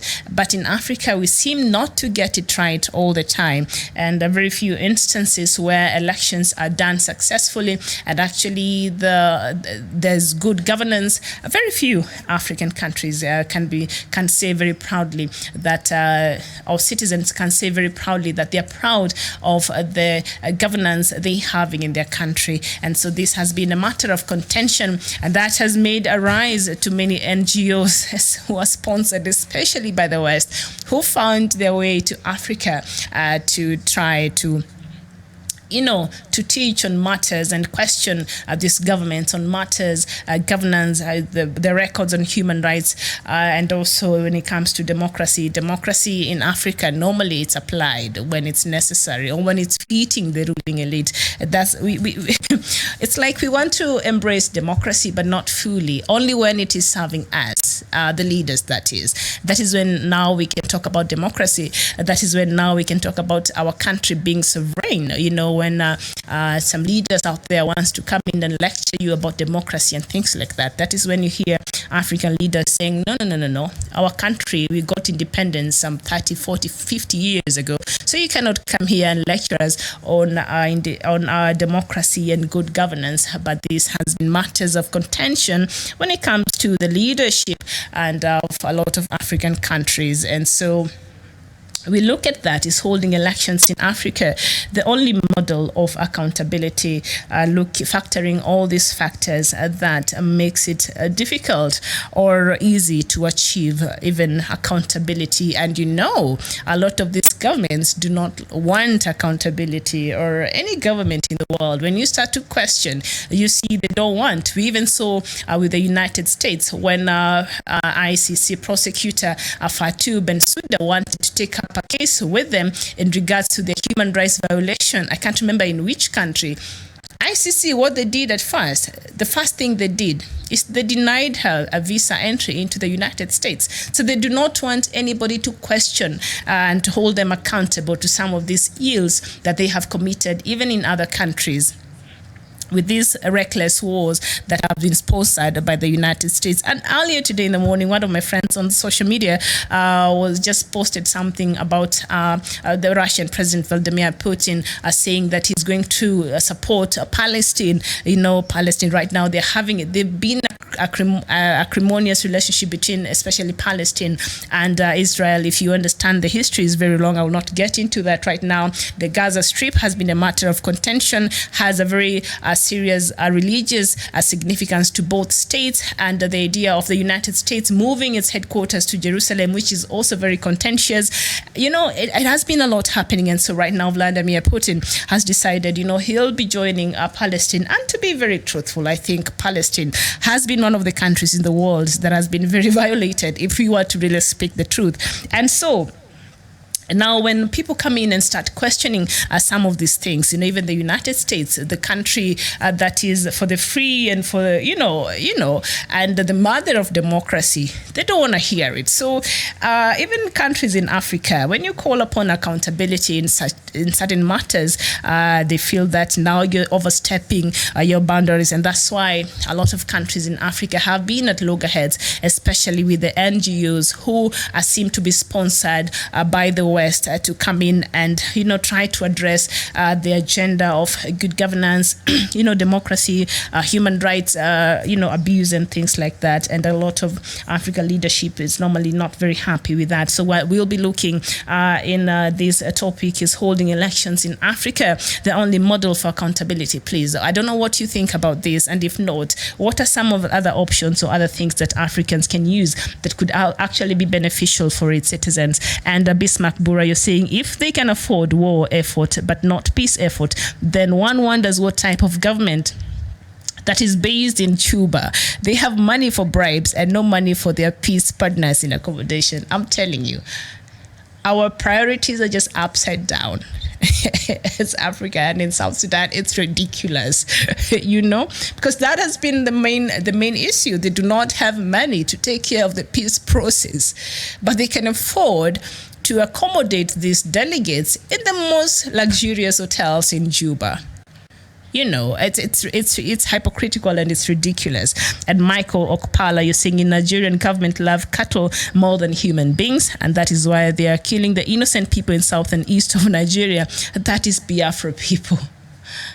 You know what? I'd not even looked at it from that aspect. But now looking at this decision by the governor of Katsina, is it Katsina State? Let me just make sure I get it right. Yes, Katsina State in Nigeria, the state where the current president hails from. And of course, the governor signed into law an amendment of a penal code law prescribing death sentence to cattle rustling and kidnapping. Michael Okpala, you think because our Nigerian government values the lives of cows more than they do the people? Wow, that is sad then. Edmond Nunze, you're saying inauguration day of President Buhari. Oh, thank you very much. Thank you so much. 29th May 2019. Thank you so much. Thank you so much for that clarification. Of course, President Buhari will be inaugurated on the 29th of May 2019. So thank you for that. Is just a few days from when is that? 2 days from now. Yes, 2 days from now. So thank you, Edmond, for that clarification and for that information. I appreciate it so much. And so of course, we problems in Ethiopia. Also, there's some more brewing, especially with the Ogaden National Liberation Front. There have been some problems with the Oromo, and the government, they're not agreeing on certain things, and so it has become a matter of contention. And some more brewing in some parts of that. So I'll just look at the Kenyan headlines this morning, and please, if there's anything happening out there that you think we should know, you're free to share with me, and I will share with the rest of our viewers. And I'll just take a look at the Daily Nation. The Daily Nation news, the enemy within, crisis of guns in wrong hands. That is the headline, news-making headline this morning, the Daily Nation, and continues to say that government does not know how many weapons it has issued in the last 50 years. Excuse me? The government does not know how many weapons it has issued over the last 50 years? How am I supposed to sleep at peace having that information that the weapons are in the wrong hands? It cannot keep account of how many weapons it has issued for the last 50 years. All right. And of course, armed men could turn into militia, and this might become a very big problem for internal security. It can cause a big threat for internal security. And also, security chiefs believe unregistered guns could be a source of insecurity. Obviously. Wow, I hope this is something Let me see. An estimated number of armed people operating under the National Police Reserve. The actual number is not known since successive regimes did not keep records, and since they are not under the control of security chiefs, there is fear that they could turn out to be a deadly militia in the volatile north. Okay, so those are the places where normally there's a lot of cattle rustling, by the way, the Turkana, the Pokot, that part. So apparently the government cannot keep a record because the people who are in charge of that never kept record, and the successive regimes did not keep records. And so these people, while they were given a gun by the government, nobody followed up. Even after they retired as police reservists, nobody cared to take the weapon back. And then you wonder why the cattle rustling and the killings and banditry has really been successful in that part of the country, where somebody slept on the job, and now lives of Kenyans from that part is at stake. And there's an increased insecurity, and not just in that part, but across other parts in the country. That is nothing to smile about this morning. And also search on for Ouko's successor as Auditor General's term comes to an end. Finding a replacement will be a tough balancing act. So Auditor General Ouko is set to retire. Man, he's really stirred the pot, and unraveled some of the major scandals and corruption cases during his audit, especially in a lot of parastatals and government institutions. His office as an Auditor General really brought into fore a lot of even the misappropriation of funds in our counties, and so he's set to retire. And they're searching for a successor who will take his place. And of course, still on the Daily Nation, the front page, May, the last straw, British Prime Minister announced her resignation on Friday last week, blaming it on Brexit. Theresa May never caught a break. Remember, she came into power. She came into office through Brexit, and she left because of Brexit. So she didn't even, did she even do anything else outside of the negotiations and the votings and her travels to the EU Parliament every now and then, and meeting with the EU leadership and negotiating, Brexit that really never came to. So she came to the office through Brexit, and she left. And Brexit saw her leave office very unceremoniously. Of course, she'll be leaving later on, not immediately, but she announced that on Friday. And so let's look at the Star newspaper this morning. And before I do that, I think there's Ogebe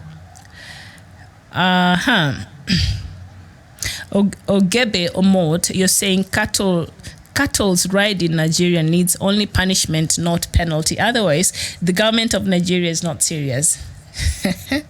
And Bismarck Bura, you're saying, wow, that is the beginning of anarchy. And Michael Okpala, you're saying, yes, Nigerian government value animal, cattle and dog more than human beings.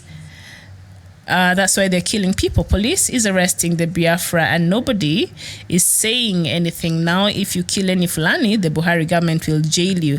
That is why I said they value animals in Nigeria more than the human beings. Thank you very much for your good works you're doing. Okay, thank you. But also now, please, Michael, this law, this governor that passed, it is in the state of Mr. Buhari, which I believe is Fulani's, and they have the cattle. So how will that work for his people over there?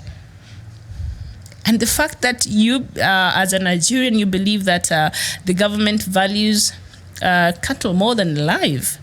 I think the government needs to do something about it. That is sad. It shouldn't be like that. Annie Osita, you're saying free Biafra. Of course, Annie, thank you for joining.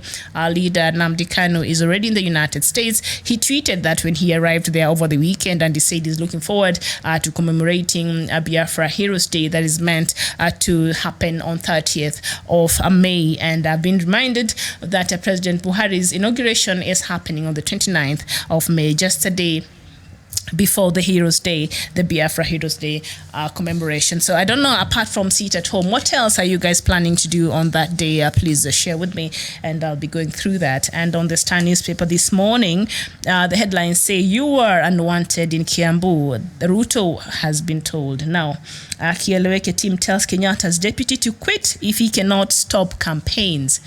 The president of the the vice president of the Republic of Kenya has been on a campaign trail for 2022 succession. He seems to have started early, and so this seems to be derailing even the development agenda that they had together with President Uhuru Kenyatta. And I think the other team allied to the president is not very happy. So they were telling him yesterday, both of them went to different church services. That has been the norm in the political world here in Kenya. Remember, elections are a few years away. I mean, we are in 2019. Elections are happening in 2022.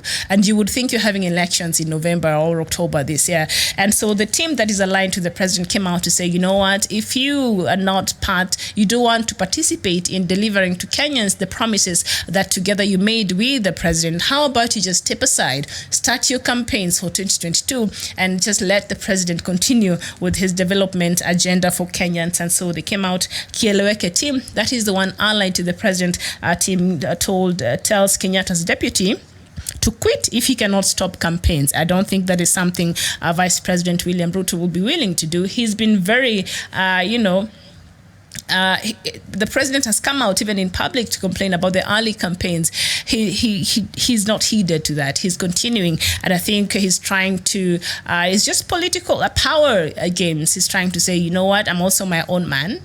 Yes, you're saying we stop campaigning. I will campaign, and then what will happen? What are you going to do? I think it's just he's trying to establish himself as his own man, outside of the Jubilee coalition. Vice President William Ruto has, gone against everything that the president and the messaging from the president that it's too early for campaigns. Let's stop this unnecessary church services that most involves politicking, and let's just focus on development agenda.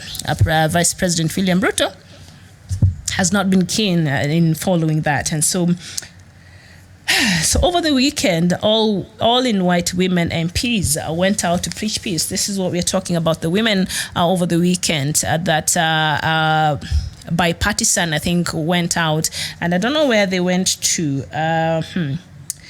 They were at Cabernet in Baringo County. That was yesterday, to preach peace and to, I don't know what else they did over there, but I hope they did not go there to politics. So these are women politicians and parliamentarians and senators who came together, and they're saying, let's just focus on peace and let's just focus on developing the country as it is right now. And also there, budget proposal, a public service commission wants to hire 33,795 staff. That is the Public Service Commission. Those are civil servants. So there's a slot open. There's work open. Kenyans, you're out there, you're looking for a job. The Public Service Commission wants to hire 33,792 staff. So yeah, just look for the details and see if you can find something there that you can do, and all the best. And also reforms. MPs proposes to cut number of IEBC chiefs to 5. Remember, right now, I don't know, they're 9 or 11. Let me just check that. So they want to reduce that number to 5.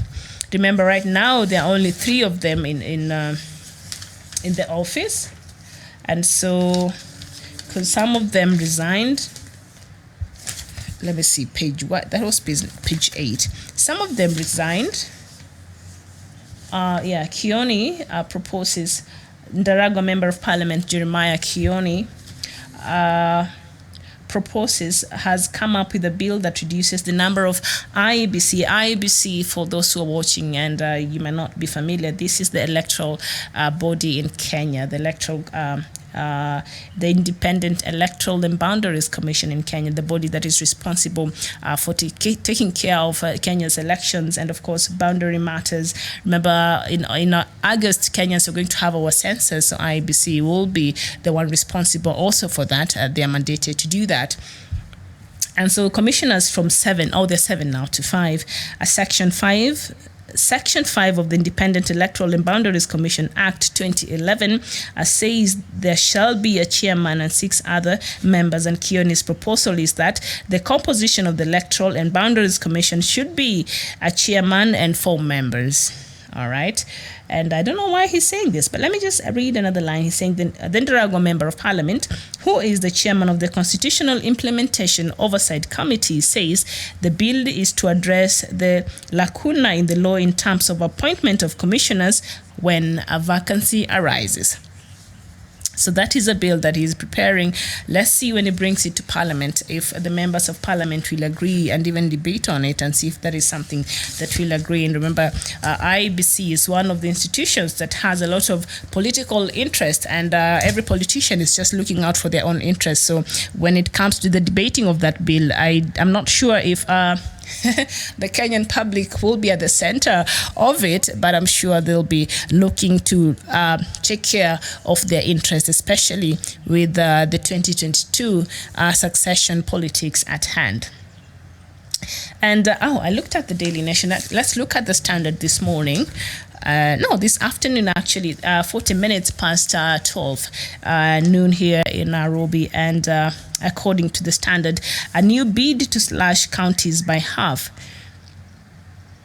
Okay, now number of counties proposed to be abolished according to a presentation to Building Bridges Initiative. So remember, after the very famous handshake by the president and opposition leader, they formed the Building of Bridges Initiative that sought to go out across Kenya and to look for opinions and ideas from Kenyans on how to move forward, and of course to foster a peaceful coexistence and a better Kenyan for Kenyans. And so there has been a proposal that actually the counties be reduced to 25, because as it is right now, we have 47 counties, with the governors, deputy governors, and senators, and women representatives from each county. We must have all of them. So the wage bill is ballooning, and the Kenyan taxpayer is really feeling the effect of this, and the perks that these politicians receive. It's a lot. So the counties, they're proposing for them to be reduced from 47 to 25. That is part of the report and the presentation that is expected from the Building of Bridges Initiative, that the number of counties be reduced, because there are counties which actually could be merged with others that because of the population. And yes, and maybe these are some of the things that will be considered even as we go for our census in August. So Kenyans have been waiting for this report, and their patience has been running out. And I was watching yesterday in the news some section of politicians saying, okay, now enough already. We need the report from the Bridging of Bridges Initiative. Let them come here and tell us what the opinion of Kenyans out there and what it has been able to achieve so far. So that is just part of the suggestion by the Bridging of Bridges, that initiative that Kenyan counties be reduced from 47 to 25. I remember this will be debated by the politicians. I don't think any of them will want his position scraped or his position taken or merged with another one. And this is going to be a very politically charged debate. If should it be brought in Parliament, or should it be part of the form of the referendum that, the cause of referendum has been coming. So parts of this country and a section of the leadership and even, the citizen of this country, so a section of that has been saying, you know what, when we were voting for this constitution in 2010, we were told it's not perfect, but it is the best it could get at that time. And then later on, there will be room for, for amendments. So Kenyans went in voting for this constitution, hoping that if some of these things were not working, then maybe it will be amended. And so this could be one of the things that, if at all they're looking to reduce and go and send the country into a referendum, this could be one of the issues that could be, debated and could find its way in the referendum. Should the counties be reduced from 47 to 25? The Kenyans watching me out there, I don't know how devolution is working for you. have we just devolved the corruption and the bad habits and the bad manners, or have we devolved properly? Education, health, and okay, education is with the national government. Health, they devolved it, but I always thought that was a very bad idea. Health would have stayed with the national government. That's why we're seeing all these strikes of nurses, bad management in hospitals. We're watching a news item the other day in Kirinyaga County. The hospitals, they don't even have running tap water in a hospital, a big hospital that serves a huge population. So after the devolvement of the health services, which was a terrible idea from what we've seen so far, it doesn't seem to work. But education, well, that the government is handling. So has devolution worked? And should they reduce these counties from 47 to 25? What would that even mean? And please give your thoughts on this one. And someone here is saying, well, the only thing I have to say is that in southern east of Nigeria, that's Biafra land, Nigerian government is not for everybody. They don't care about the eastern people of Biafra, and that is where the oil and gas comes out. Nothing is working in Nigeria. Nigeria is a whole rules with the devilish people. There's a very strong sentiment there, Michael. Thank you. Bismarck Bura, you're saying Ruto's political nerves are touched by the question of corruption, and so he is trying to recover from that by campaigning so early. Sadly, his hatred for Jaduong Raila is beyond imagination in his campaigns, and I think right now he has something that he's riding on, the gold scandal. And you can see how they are perpetuating that whatever, and the gold scandal involving a few individuals in Kenya and the UAE leadership out there. And, that part of politicians, they found something to go out there and to hit on, of course, their rival or nemesis, you name it, whatever it is. So that is that. So a new bid to slash counties by half, and also control of budget's proposal to cut the number of devolved units in presentation to constitutional reforms team reignites debate on sustainability of the 47 counties. That is still on the headlines in the Standard newspaper. And just up there, maybe let me just show you here. Inside KDF defense of Kismayo, And of course, 7 years after Operation Sledgehammer that drove out Al-Shabaab, Kenyan soldiers have restored normalcy in Somalia's seaport, but danger is always lurking, as the team of Standard Media found out. Let me just read that part. I read something there, and okay, page 7. A top military commander has said that a maritime border dispute has not affected operations of Kenyan forces in Somalia. Lieutenant Colonel Meshak Kishoyen, commanding officer of 2 mechanized infantry battalion based in Kismayo, said the relationship between the two countries remained cordial. All right, that's very good. But whatever I read here in the morning does not sound very cordial. Yes, that is according to the Standard. The army has said, since the squabble between Kenya and Somalia about the maritime boundary that Kenya and Somalia, right now the case is at the International Court of Justice, and the ruling is yet to be made. So there has been some sort of back and forth between Kenya and Somalia. And so the latest, Somalia's boundary tiff with Kenya has taken a new turn after Mogadishu barred its officials from attending any meetings hosted in Nairobi to protest last week's visas denials. And remember, right now there is a conference happening at the UN Habitat right now. So I guess the Somali delegation did not come. So the Somali government has also given non-governmental organizations, that is the NGOs operating in Somalia, 1 month's notice to relocate to their centers, to relocate their centers, because a lot of these NGOs work from Kenya, especially the northern part of Kenya, because of the volatile situation in Somalia. And so the government now in Somalia has come out and said that these NGOs, operating in Somalia, they are given 1 month to relocate their centers to Mogadishu or be barred from operating there. This comes after 3 senior Somali officials traveling to attend the EU-sponsored cross-border conflict management program were refused entry visas in Nairobi despite holding diplomatic passports. So when I read that and I read also that, okay, so maybe the army is just different. Or maybe it's just a matter of time. Let's just see how that will play out.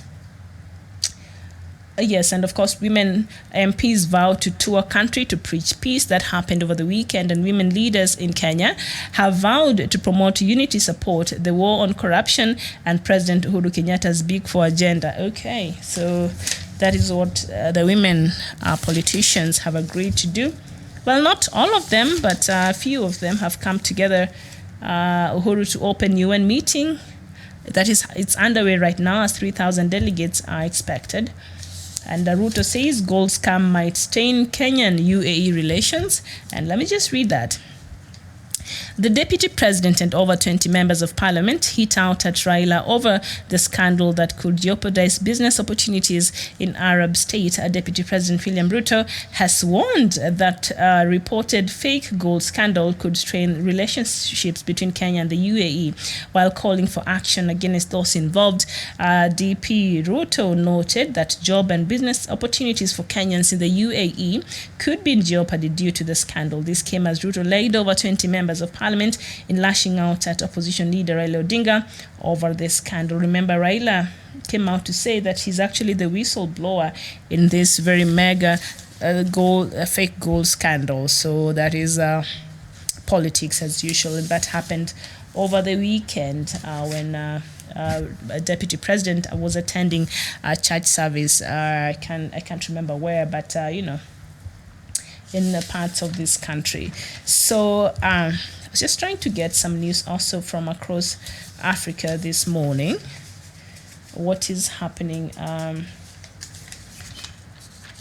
What is happening this morning? Of course, there's been a war between Huawei and Google.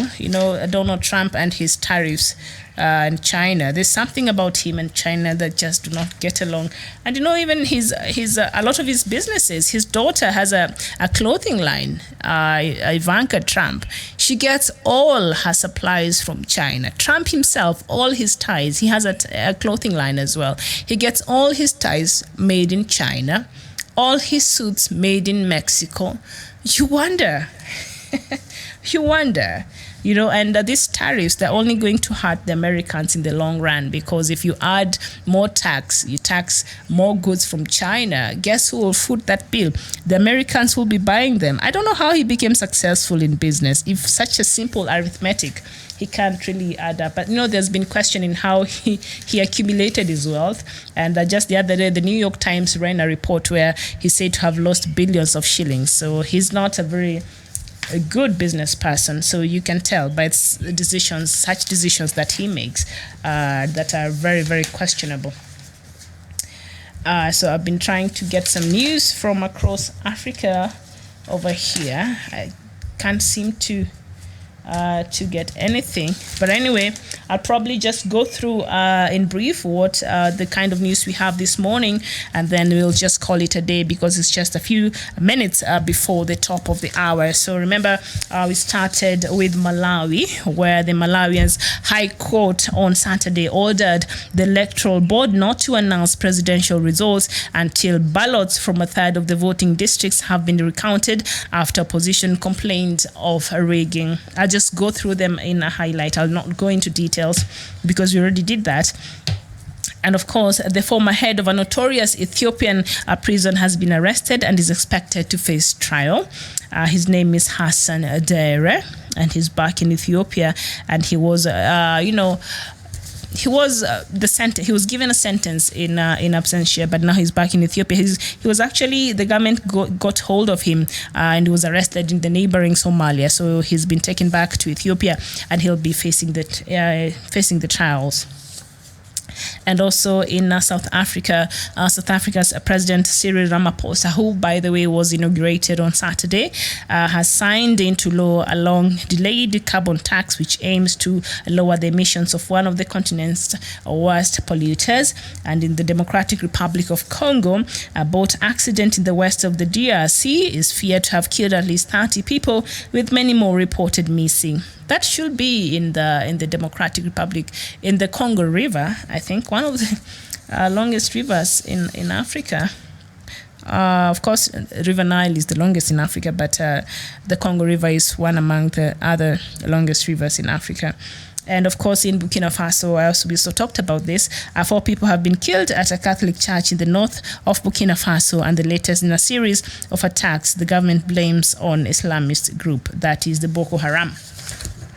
And in Uganda, the German government announced Friday that it was withholding 400 billion Uganda shillings, that equates to $106 million of the funds it had promised Kampala for refugee resettlement annually. Now, this decision follows the United Kingdom's 2018 decision to suspend its funding of Kampala after a UN investigation of Uganda's refugee program found evidence of corruption involving millions of dollars.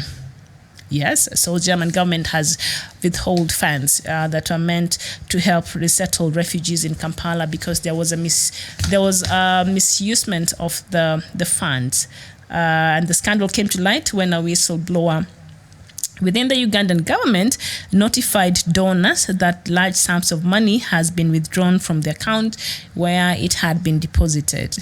Okay, so that is also something that is developing in Uganda. And also Uganda, Kampala and Kigali traded accusations Saturday after Ugandan police accused Rwandan soldiers of entering the country and killing 2 men, further stoking tensions between the 2 countries. Now, Rwanda, however, disputed the Ugandan version of events and said the incident happened on its side of the border after officers were attacked with machetes. These 2 countries have been warring since last year. And it's interesting. I don't know. I hope they're able to find a lasting solution to this. You know, we don't want this to spark into something bigger than it already is. We have enough problems and enough, wars in Africa that we are trying to put, enough fires, we are trying to put off. So this Rwanda-Uganda problem, I think it's slowly getting out of hand, and we need some mediators. President Uhuru Kenyatta, I think, tried to do that. He should continue doing that. And other, leaders in the continent should join in and see that this row between Rwanda and Uganda, it really is taken care of before it gets completely out of hand. These 2 countries are having, they don't really trust each other. Rwanda is accusing Uganda of hosting some rebels who wanted to overthrow Paul Kagame's government, and also Uganda is accusing Rwanda of sending some spies into Uganda. So it's just, and now it's a lot of people, especially from the border, who are trading freely, having a good neighborliness across the borders of these 2 countries. They no longer enjoy this because of the governments are not agreeing. I think Rwanda and Uganda needs to resolve this matter, especially because now it will trickle down to the East African community, body, and it might be a problem to the rest of us. So they need to resolve this very, very quickly. And so, of course, from South Sudan, as we talked about there earlier, the National Pre-Transitional Period Committee, NPTC, has told peace delegates that it will no longer be responsible for the accommodations in the hotels in Juba. And the move, of course, was welcomed by civil society, and this came as a result of the public demanding that the leaders return to their private homes where they stayed before the war broke. And they questioned the justification of the government hosting these officials in luxurious hotels at the expense of the common citizen in South Sudan who can't even afford a meal a day. And that is what some of that money was supposed to do. So they were not. The people are questioning this move by the government. And as I said earlier, President Kiir came out last week and he regretted misappropriation of funds, and that should be one of those, because that was really misappropriated. Can you imagine, from 2013, the government has been paying for these delegates, and what is worse is that they actually have homes in Juba. Tell me how that even makes sense. Africans, we joke too much sometimes. All right, so that has been the show today. Dr. Matsanga, you've been watching. You're saying a good job. Thank you so much for tuning in. And hopefully we'll see you here for the afternoon show. Our viewers have missed you today. And Bismarck Bura, you're saying Bruto's political nerves have been touched. Okay, I think I read that earlier. So I want to thank you so much for having kept me company. We have come to the end of today's show, Good Morning Africa, where we looked at a couple of things. Remember, we were supposed to look at Uhuru's legacy and development in Kenya, and is holding elections in Africa the only model of accountability. I believe these two topics are very important, and Dr. David Matsanga, who has been held in a few very important meetings he's been having since morning, so he was not able to join me this morning, but I believe probably in the afternoon he'll be able to look at that, or maybe in Matsanga Africa perspective he'll be able to address and talk about those topics in depth. But right now I want to thank you so much for having kept me company, and for your patronage this day, the 27th day of May 2019, and hopefully I'll see you in our next broadcast. My name is Miriam Ogutu. Thank you so much for watching. For now, it's bye-bye.